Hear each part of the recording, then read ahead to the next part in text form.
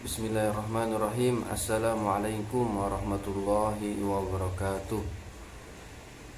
Perkenalkan, nama saya Muhammad Asnan.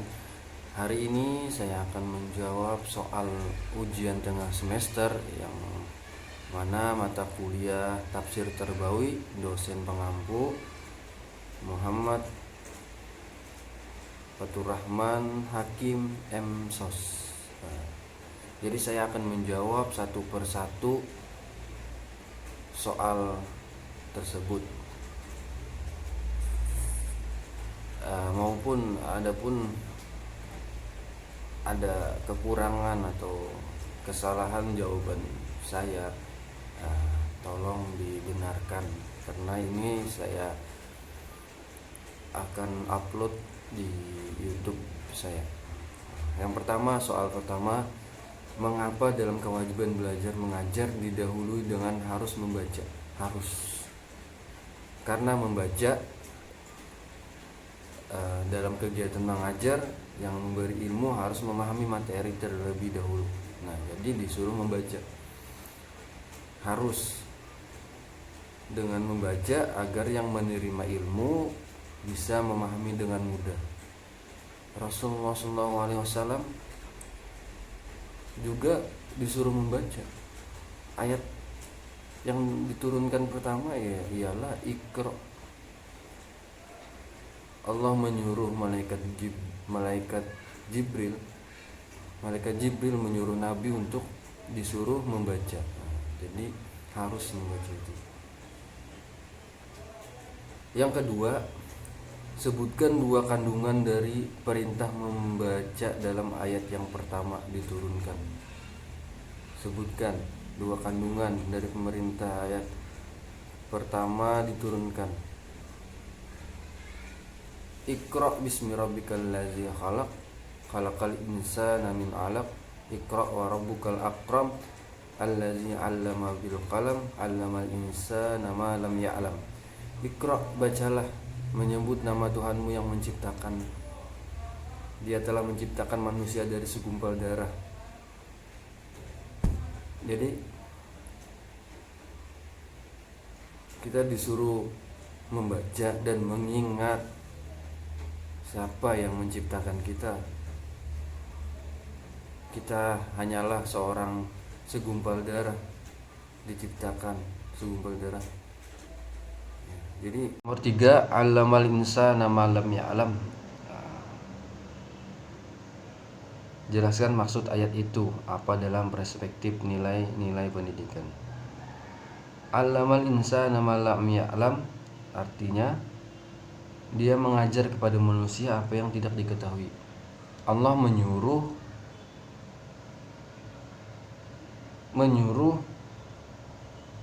untuk belajar dan berpikir.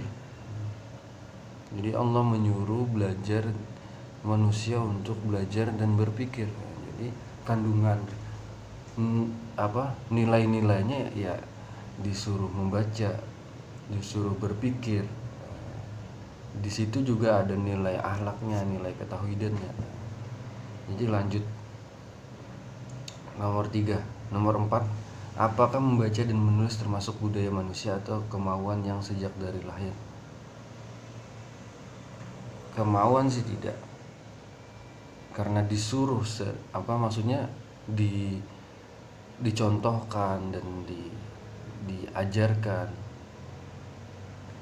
Jadi dia terbiasa melihat kita, itu termasuk budaya.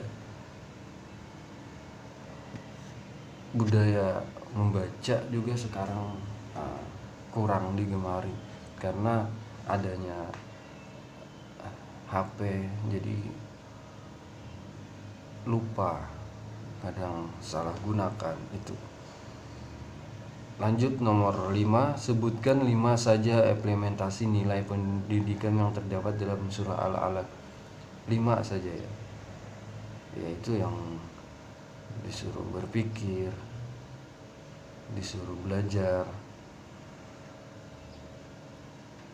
nilai keilmuan, nilai akhlak,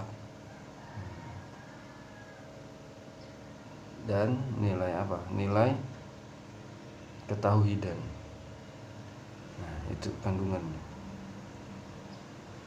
Mengimplementasikannya gimana caranya? Yang kita ajarkan kepada kita ajarkan kepada teman-teman kita, keluarga kita itu.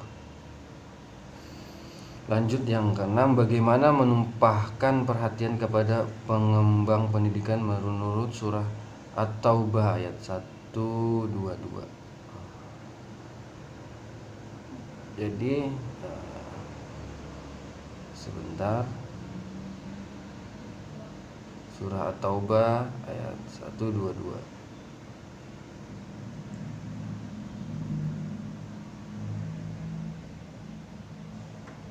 Surah At-Taubah ayat 122 ya.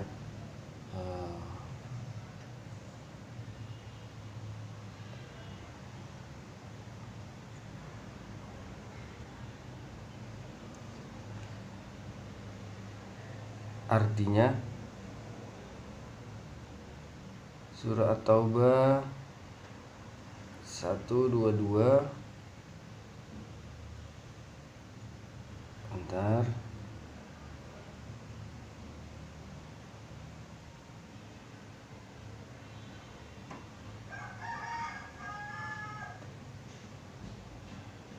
Surah Taubah ayat 122 tentang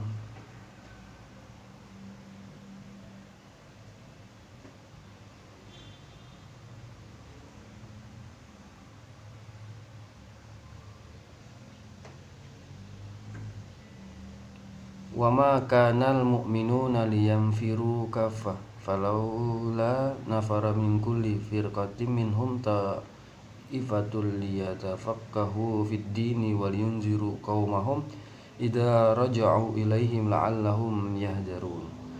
Dan tidak sepatutnya bagi orang-orang mukmin itu pergi semuanya ke medan perang. Mengapa tidak pergi dari tiap-tiap golongan di antara mereka beberapa orang untuk memperdalam pengetahuan mereka tentang agama dan untuk memberi peringatan kepada kaumnya apabila mereka telah kembali kepadanya agar mereka itu dapat menjaga dirinya.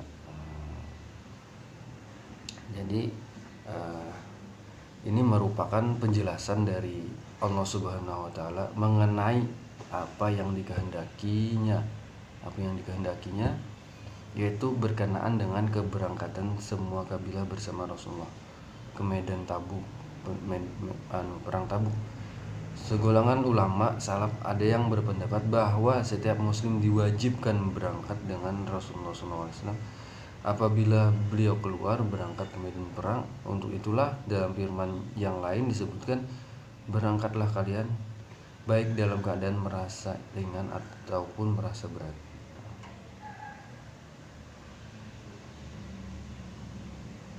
Jadi ini tentang apa ya, memberikan peringatan kepada kaumnya tentang segala sesuatu yang menyangkut musuh mereka agar mereka waspada. Dengan demikian maka golongan yang tertentu itu memikul dua tugas sekaligus.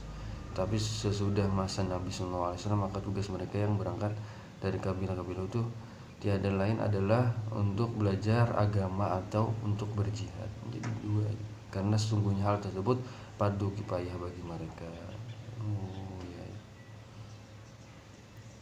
Ya itu saja. Makna yang dimaksud ialah sepasukan syariah, pasukan khusus yang mereka tidak berangkat kecuali dengan seizin Nabi SAW. Ayat-ayat Al-Quran yang telah dipelajari oleh mereka yang ditinggalkan bersama Nabi, maka mereka yang bersama Nabi akan mengatakan kepada syariah, sesungguhnya Allah telah menurunkan ayat Al-Quran kepada Nabi kalian dan telah kami pelajari. Disuruh pelajari dulu. Lanjut. Nomor 7, pendidikan itu harus demokratis. Jelaskan bagaimana menurut Anda pendidikan harus demokratis. Semua warga negara harus memiliki hak sama rata dalam menerima ilmu atau mendapatkan pendidikan yang layak. Siapapun berhak menerima pendidikan layak. Pengemis pun kita kasih tahu dan kita Itu pendidikan juga. Ya itu. Lanjut.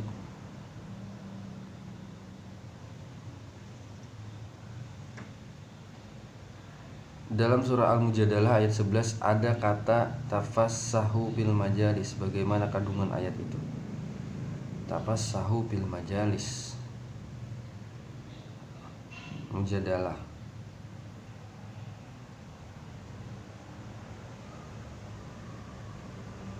ayat 11 ya. Mujadalah ayat 11. Ya.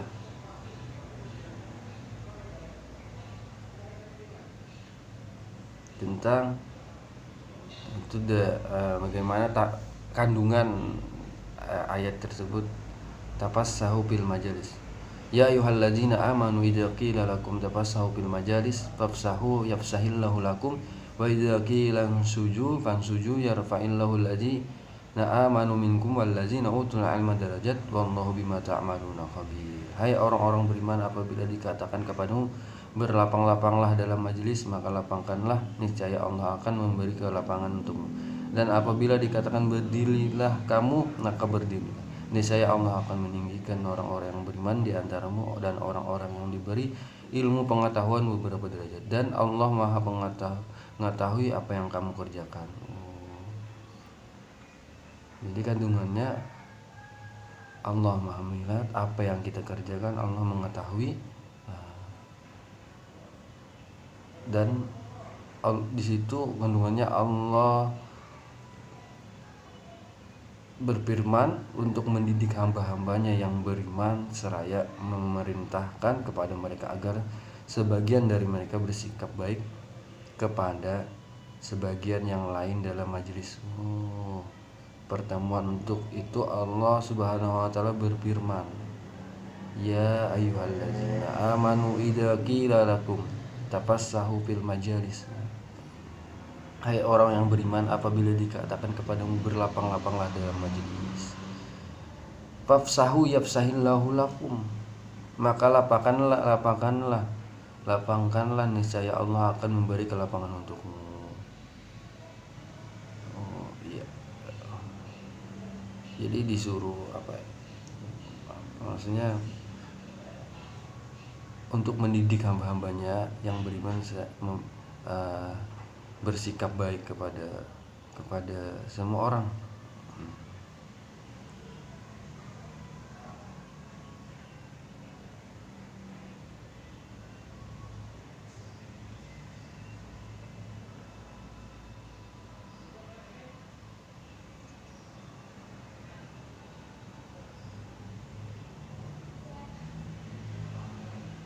Waduh. Bismillahirrahmanirrahim. Saya akan melanjutkan nomor 10. Apa saja perilaku yang diajarkan kepada anak terhadap orang tua? Terhadap anak diajarkan kepada anak terhadap orang tua. Jadi saya dulu di pondok itu guru-guru sana itu mengajarkan tentang apa? Akhlak, perilaku. Guru dulu mencontohkan, baru disampaikan, itu murid menerima. Nah, gurunya kayak gini, gurunya mengajarkan yang baik. Ya maaf, saya rekam saja mukanya, soalnya memori tidak cukup. Jadi lanjut itu saja ya, perilaku yang baik. Nomor 11, waqur rabbirhamhuma kama rabbayani shaghira. Bagaimana kandungan ayat itu dalam perspektif pendidikan? Ini apa? Waqur rabbirhamhuma kama rabbayani shaghira. Ini doa seorang anak kepada ibu bapak, mendoakan yang baik gitu. Mendoakan yang baik. Qur rabbi, ya Tuhanku. Itu mendoakan orang tua itu sangat penting, karena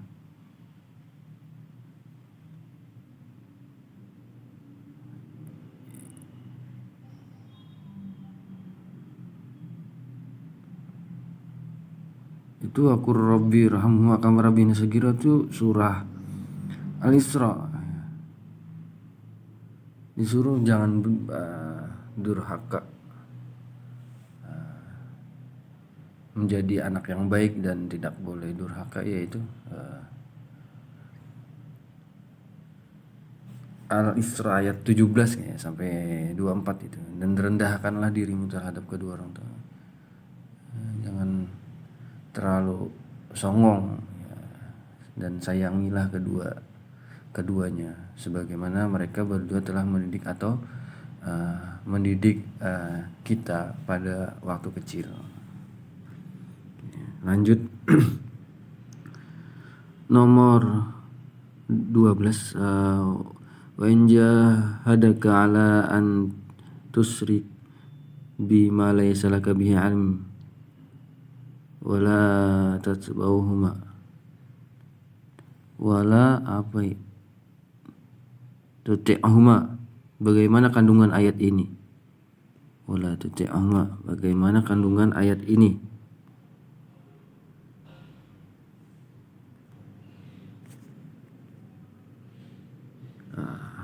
Artinya dulu, dan sesungguhnya telah kami berikan hikmah kepada Luqman, yaitu bersyukurlah kepada Allah, dan barang siapa yang bersyukur kepada Allah maka sesungguhnya ia bersyukur untuk dirinya sendiri, dan barang siapa yang tidak bersyukur maka sesungguhnya Allah Maha Kaya lagi Maha Terpuji.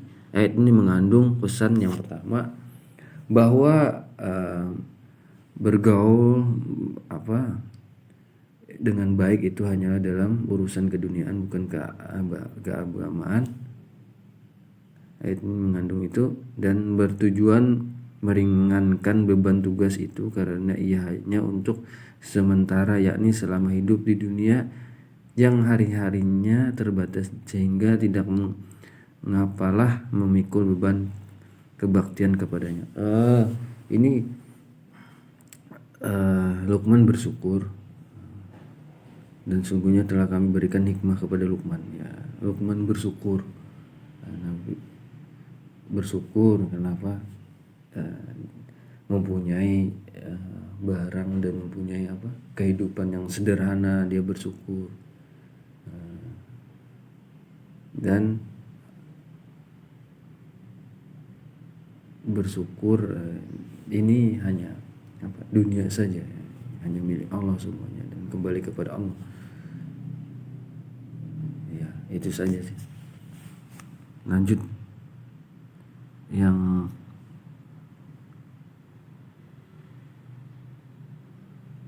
nomor 13, bagaimana jika orang tua salah dalam mengambil keputusan, namun sebenarnya jika seorang anak sudah memiliki pengalaman yang ahli dalam bidang dan permasalahan itu.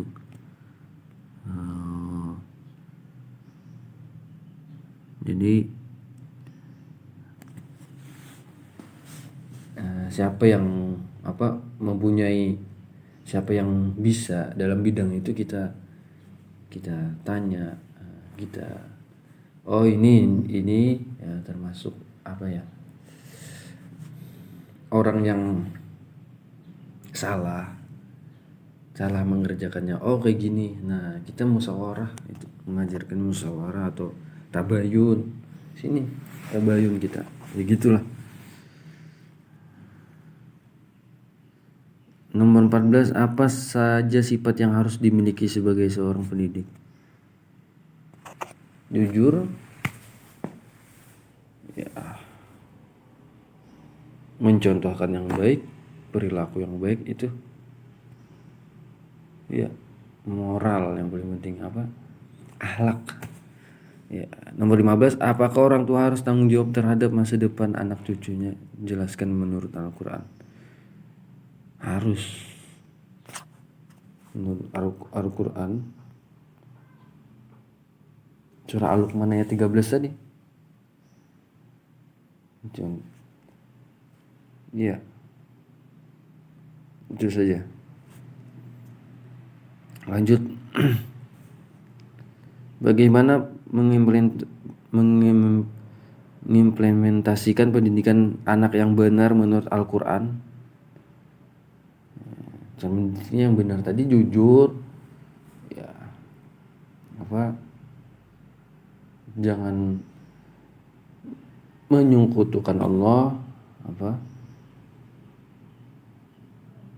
berbakti kepada orang tua, ya kan tadi, bersyukur. Itu menurut Al-Quran, pendidikan anak yang benar ya.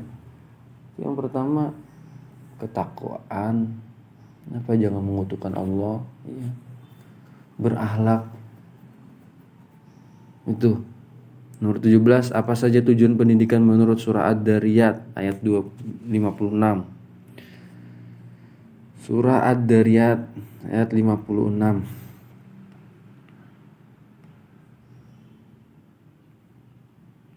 Ad-Dariyat ayat 56. A'udzubillahi minasyaitonirrajim.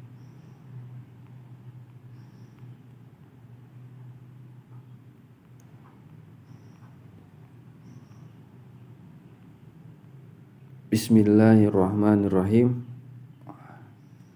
Surah Ad-Dariyat ayat 56. Juz berapa itu ya? Ad-Dariyat ayat 56. Bismillahirrahmanirrahim.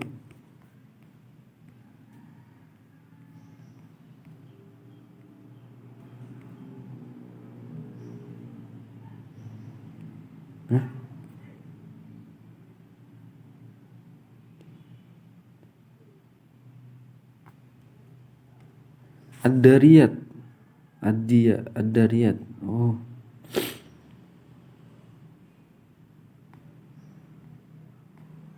Tidak ketemu saya. Juz berapa itu ya? Ad-Dariyat. Tidak tahu saya. Lanjut. Soal nomor Ad-Dariyat. Apa? Juz berapa itu? Lanjut. Bagaimana jika orang tua merasa kecewa dan putus asa dalam mendidik anak? Tidak boleh kecewa, tidak boleh putus asa, terus mengajarkan. Insya Allah nanti ada jalan keluarnya dan sadar anak itu bahwa orang tuanya putus asa. Jangan, tidak boleh, tidak baik. Itu bilang Sayyidina Umar, tidak baik. Di Al-Quran juga dijelaskan, tidak boleh putus asa manusia itu dari rahmat Allah, dari itu tidak baik gitu. Nomor 20, nomor 19, sebutkan upaya yang apa saja yang dilakukan pendidik jika seorang anak yang merasa selalu tidak diperhatikan orang tua. Upaya orang tua di rumah diasingkan, selalu tetap semangat, jangan terlalu baper. Itu iya, selalu tidak diperhatikan. Tidak, orang tua itu memperhatikan kamu.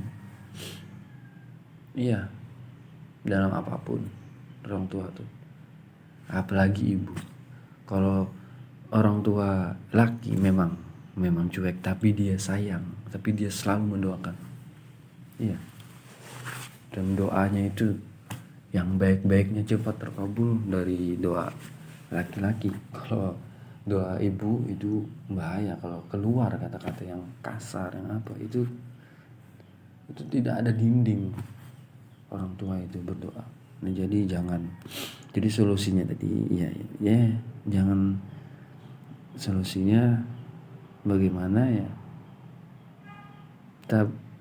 Bisa juga tabayun, bertanya, rangkul ibu itu, jangan dicuekin. Kalau dicuekin itu menjadi malah kita yang kesusahan, jadi kita tidak enak atau apa gitu. Jadi jadilah teman gitu orang tua, maksudnya ya dekat, jadi enak curhat atau apa.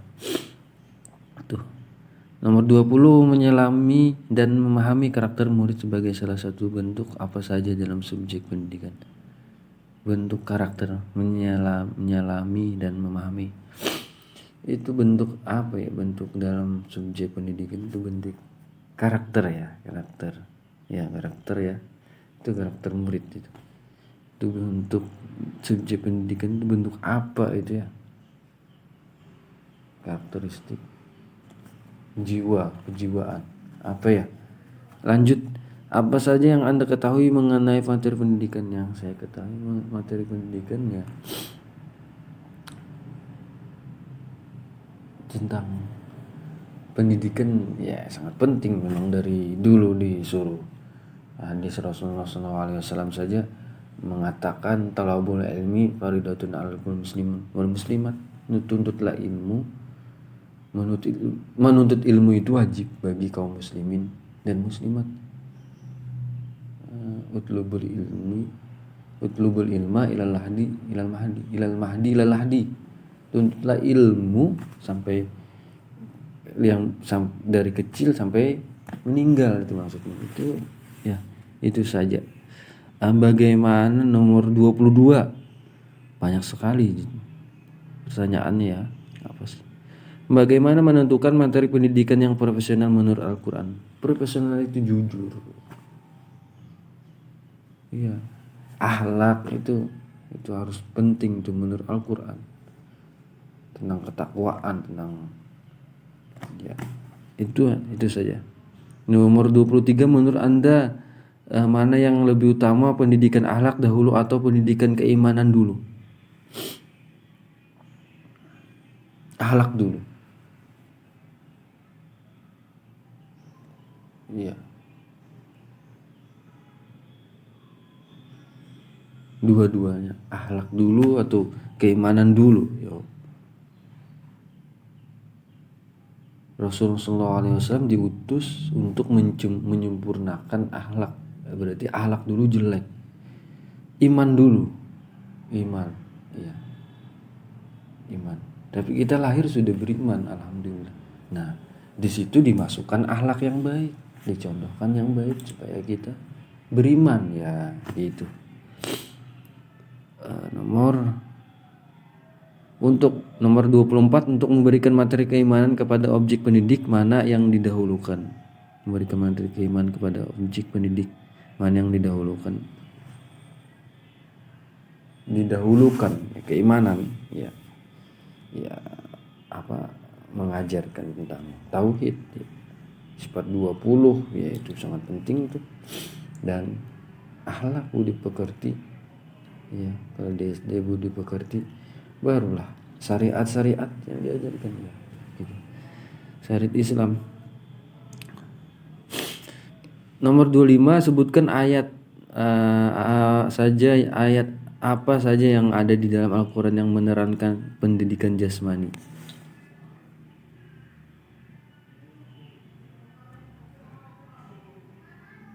Pendidikan jasmani. Wah, ini materi saya lupa. Ayat tentang pendidikan jasmani.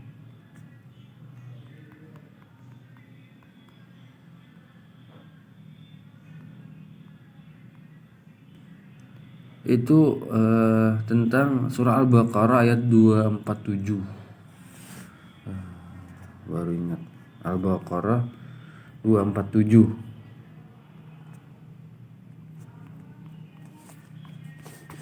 Itu auzubillahi minasyaitonirrajim. Bismillahirrahmanirrahim.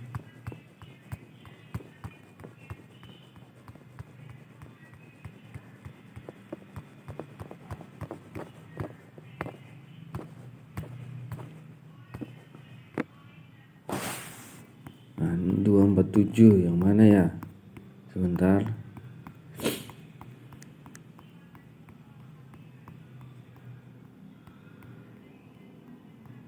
Oh, jauh juga. Yang berbunyi, waqala lahum nabiyyuhum inna Allah qad ba'asa lakum taluta malika qalu anna yakunu lahul mulku alaina wa nahnu ahaqqu bil mulki minhu wa lam yu'ta sa'atan minal mal qala inna Allah astafahu alaikum wa zadahu bastatan fil 'ilmi wal jism wallahu yu'ti mulkahu may yasha wallahu wasi'un alim. Nabi mereka mengatakan kepada mereka, sesungguhnya Allah telah mengangkat Talut menjadi raja. Mereka menjawab, bagaimana Talut memerintah kami, padahal kami lebih berhak mengendalikan pemerintahan daripadanya, sedang dia pun tidak diberi kekayaan yang cukup banyak. Nabi mereka berkata, sesungguhnya Allah telah memilihnya menjadi rajamu dan menganugerahinya ilmu yang luas dan tubuh yang perkasa. Allah memberikan pemerintahan kepada siapa yang dikehendaki dan Allah maha luas pemerintahnya lagi maha mengetahui. Dikasih keleluasan. Dia pintar. Dia kompeten. Jadi tafsirnya ketika mereka meminta kepada Nabi mereka agar diangkat seorang raja buat mereka, maka Allah menentukan Talut untuk menjadi raja mereka. Talut adalah seorang laki dari kalangan prajurit mereka, bukan berasal dari keluarga raja mereka, karena raja mereka berasal dari keturunan Yahuza, sedangkan Talut bukan dari keturunannya. Karena itulah disebut oleh firman-Nya bahwa mereka mengatakan, anna yakunu lahul mulku alaina, bagaimana Talut memerintah kami. Dengan kata lain, mana mungkin Talut menjadi raja kami. Gitu. Dia bukan dari golongan kami. Kenapa dia jadikan raja? Karena dia kompeten, dia pintar, dia mengetahui. Itu saja. Lanjut nomor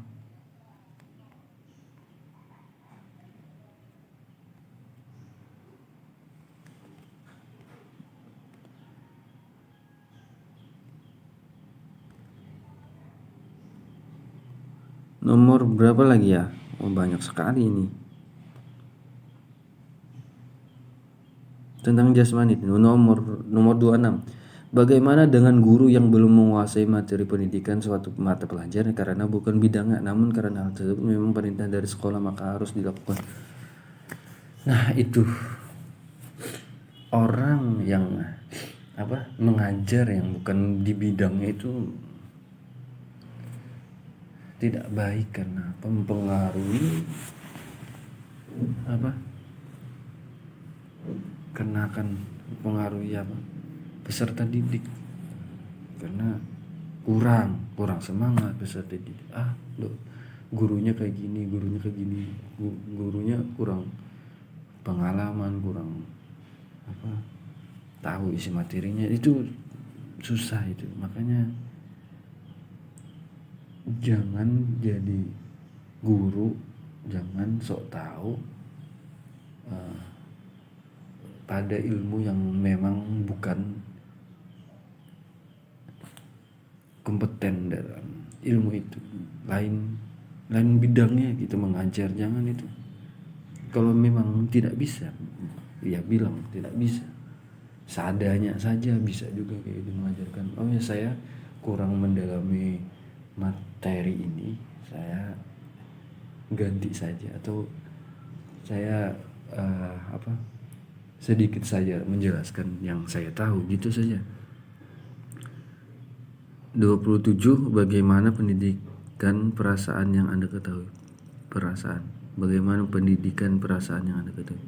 Perasaan saya, pendidikan itu sangat penting ya. Ya, sangat penting. Dari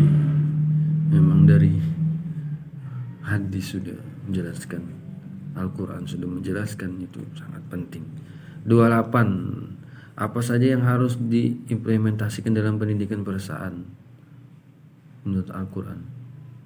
Ini tadi sudah jelaskan tadi, apa saja yang harus diimplementasikan dalam pendidikan perasaan ya menurut Al-Quran, ya sudah dijelaskan tadi. 29. Jelaskan perbedaan akhlak, etika, moral. Huzil aqwa wal ma.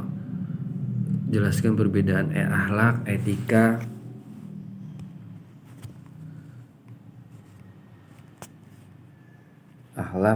moral.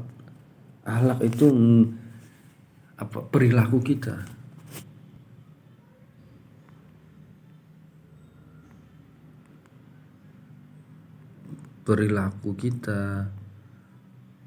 terhadap orang.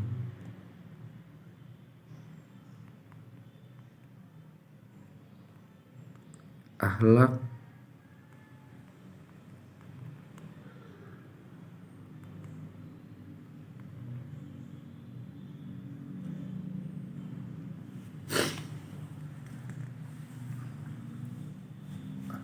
akhlak merupakan salah satu yang dirasakan dan diperlukan akhlak secara historis dan tampil untuk mengawal dan memandu perjalanan umat Islam agar selamat di dunia dan akhirat. Yaitu moral itu kamu tidak punya moral, itu parah itu. Kamu tidak punya akhlak, kamu tidak punya moralnya itu jatuh gara-gara apa ya, kelakuan apa itu. Nah, etika itu sopan santun. Iya, akhlak yang memang dari kita. Itu semua punya ini berkaitan semua itu. Akhlak, etika, moral. Kamu tidak punya moral karena hancur tuh moralnya. Tidak punya malu. Iya, itu tidak punya moral, itu yang dimaksud. Etika, ya itu etika itu. Etikanya, attitude-nya bagus, ngomong tuh bagus. Akhlaknya ya, kelakuannya yang baik-baik itu akhlak itu. Ya. Hujil afwa nomor 30, hujil afwa wal ma'ruf urfi wal arid anil jahilin. Jelaskan apa maksud ayat. Af wal ma'ruf. Ini tentang ibu bapak ini. Jelaskan apa maksud hujil afwa. Ya, tentang kedua orang tua, jangan apa? Anil jahilin.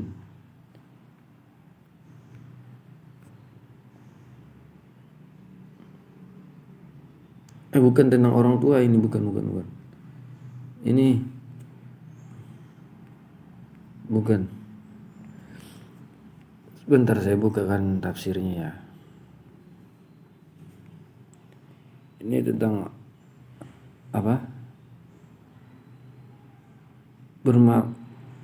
Bermanfaat dong, mengajarkan. Jadilah engkau pemaaf dan suruhlah orang mengerjakan kebaikan serta berpalinglah dari orang yang bodoh.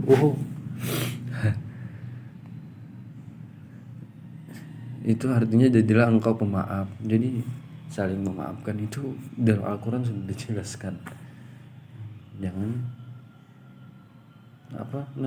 memusuhi orang. Di sini sudah di Al-Quran, jadilah pemaaf dan suruh orang mengerjakan kebaikan. Jadilah orang pemaaf, kita mengajarkan, mencontohkan kebaikan untuk dapat pahala juga, dan berpalinglah dari orang-orang yang bodoh. Ya, sudah paham saya. Nomor 31, apa yang Anda ketahui mengenai pendidikan sosial? Kita hidup di dunia itu harus bersosial. Pendidikan sosial itu sangat penting. Karena apa? Kita hidup apa? Hidup sosial, tidak sendirian, bukan di hutan sendirian. Jadi sangatlah penting itu sosial dalam pendidikan. Nomor 32, bagaimana pola berpikir ketika sudah mendapatkan materi pendidikan sosial? Bagaimana pola berpikirnya? Pola berpikirnya ialah kita dihadapkan di zaman sekarang yang zamannya digital. Apa-apa kita bersosial. Jadi kita gunakan dengan baik. Kita salah ketik saja dalam bersosial, kita menyakitkan orang, menyakiti orang, orang tersinggung apa. Itu jadi ladang kita. Sosial itu bersedekah itu jadi ladang kita, ladang kebaikan atau keburukan itu. Nomor 33, sifat pelit atau sukar memberi terbentuk dalam secara lahir bawaan atau konsep pendidikannya. Sifat pelit atau sukar memberi terbentuk itu terbentuknya dalam apa, konsep apa? Memang diajarkan, ya pendidikan, diajarkan. Kalau namanya diajarkan itu pendidikan, diajarkan dari, makanya contohkanlah gurunya tadi dengan yang baik-baik, contohkan. Iya dulu, akhlak dulu, maksudnya perilaku dulu, contoh baru peserta didik melihat, oh gurunya kayak gini, ikutin itu. Makanya jadi guru itu, pendidik itu luar biasa, itu pahalanya luar biasa. Tapi kalau salah jadi amal jariah, jadi amal jariah tidak baik, karena gurunya aja kayak gitu. Ada kan istilah guru guru apa, guru guru kencing berdiri, murid kencing berlari. Iya kayak gitu, gara-gara salah mendidik. Nomor 34, tulislah satu ayat yang menerangkan perintah untuk menjadi sifat memberi daripada menerima. Tulislah satu ayat yang menerangkan sifat pemberi dan daripada menerima. Apa ya?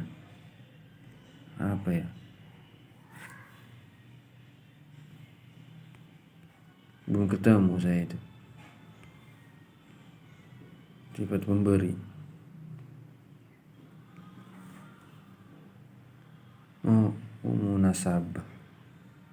Munasabah. Iya. Itu munasabah diri kita. Ayat apa itu? Pemerintah menyembah Yang Maha Esa. Ayat 21-22 buat suatu surah. Saya tidak tahu itu nomor 34. Bagaimana mengimplementasikan pendidikan sosial menurut Al-Quran? Ya, berbuat baik itu sangat penting, sudah sosial. Jangan jahat sama orang, itu pasti. Saling menolong, di dalam Al-Quran sudah itu, saling menolong. Apa itu dalam Al-Quran itu? Surah saling menolong itu. Yang tadi hujil afwa wal ma'ruf